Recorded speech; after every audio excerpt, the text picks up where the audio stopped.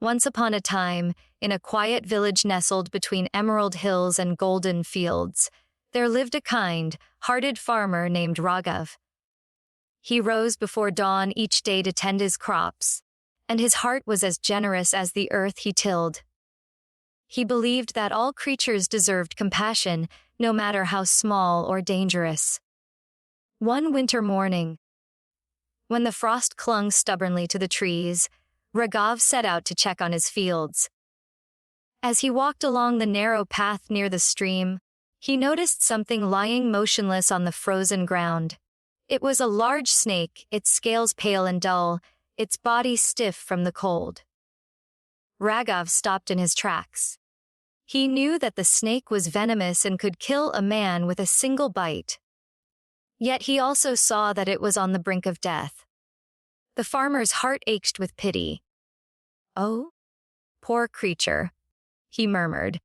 "You don't deserve to die simply because winter is cruel." He carefully removed his woolen shawl and wrapped it around the snake. With trembling hands, he lifted it and tucked it into his basket, close to his chest for warmth. He hurried home, his breath curling into clouds in the frigid air. When he arrived at his cottage, he laid the snake by the hearth. Slowly, the warmth of the fire began to thaw its icy body. The snake stirred and lifted its head, golden eyes flickering open. "There now," Raghav said gently, smiling. "You're safe." His wife, Lada, watched with alarm. "Husband, what have you done? That snake is dangerous. You risk your life for a creature that knows no gratitude." But Raghav shook his head. "Kindness is never wasted," he replied. "Perhaps this snake will understand I meant no harm." For hours, he kept the fire burning bright. He offered the snake a bowl of milk, which it lapped slowly, regaining its strength. As the daylight began to fade, the snake grew lively and coiled itself comfortably near the flames. Raghav felt content. He believed he had saved a life, and that was reward enough.